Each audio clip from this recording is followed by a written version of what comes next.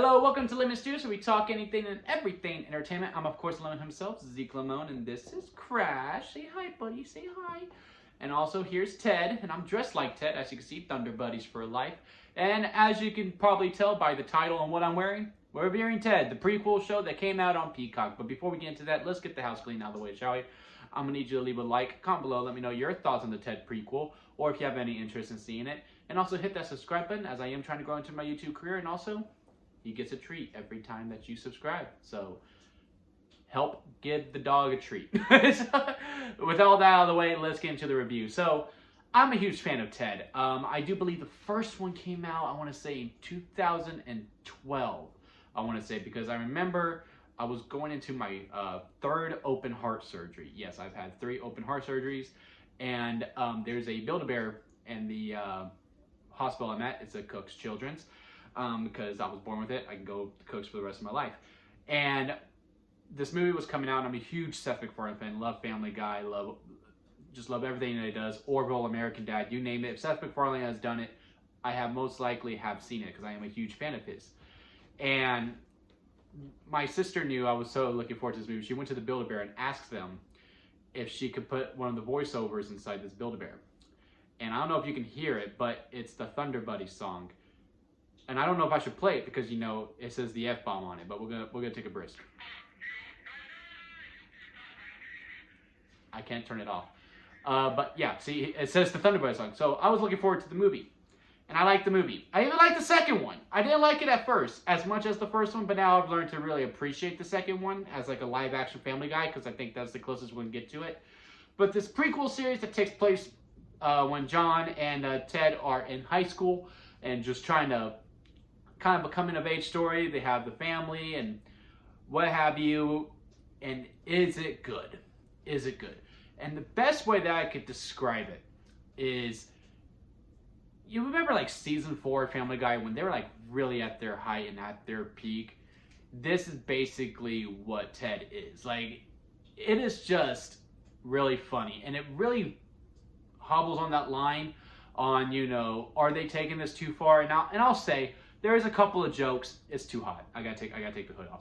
It does cross the line a couple of times for me where I was just like, went a little much for me. There's a joke in episode 2, I believe it's in episode 2, where the dad talks about something that he did in the war, and I personally didn't see the comedy in it. But that's really the only joke that I was just like, really could have done without it. Well, aren't you just looking all cute? And that's really the only joke that I was like, Everything else, I think it was really fair game. They really make fun of everyone, conservatives, liberals, already, like they really just, you know, hey, everyone is gonna get jabbed with. And I thought they were all very funny, and I thought the narratives of each episode was really good too.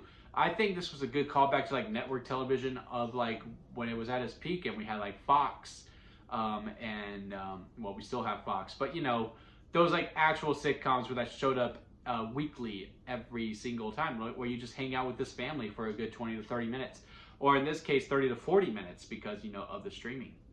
And Ted never lost a beat. He really hasn't changed at all from the get-go. I love how thick everyone's Boston's accents were in the whole entire show. And like, it was just so thick. And it really felt like the kid who's playing John was doing a Mark Wahlberg impression, because he really did talk like John in the grown-up version. And it was just a lot of fun. Like, there's really not much more to go into it with. It's just, look, did you like Ted? Cool. Then you're probably going to like this show, because you get a lot more of him. The only thing that I would probably like is if they probably went week to week to like just let it digest, because with me, who really binged it, like I watched the first 3 episodes, went to bed, woke up, went about my day, and then watched the final 4. And each episode is like a different type of setup, but, you know, it kind of all ends the same.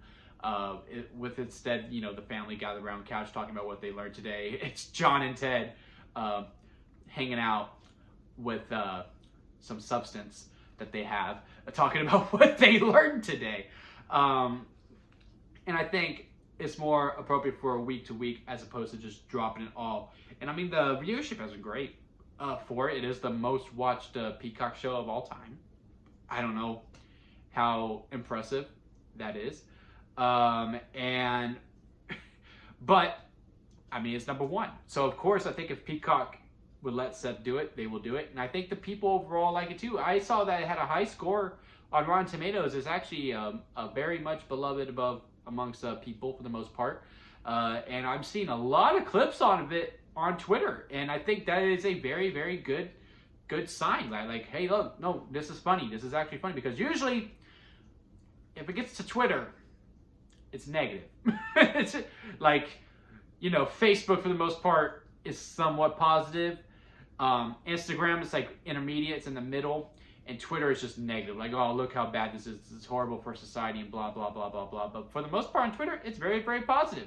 So yeah, for me, it's a very positive review. I say check it out on Peacock. I think it's a very good time. I think it's a lot of fun. It's, you know, it's not, you know, offensive if you're not sensitive. Like, that's really it. It's not offensive if you're not sensitive. And I think for the most part, their jokes are meant with care. And I think it's I think it's a great time. It is your very standard R-rated sitcom without the laugh track.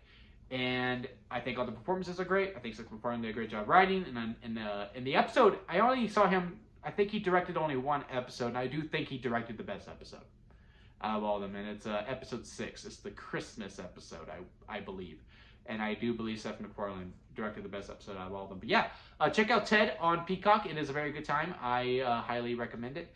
And I don't think you will be offended unless you're sensitive. So that's it for me, guys. Leave a comment below. Let me know what you thought of Ted. Hit this like if you did enjoy it. And again, hit that subscribe button. That helps me grow into my YouTube career. And again, it gets him a treat. Look at him being all cute. He's just ready for a nap. He wants to go to bed. So I guess that's where we're going to head off to. And until next time, guys, bye-bye.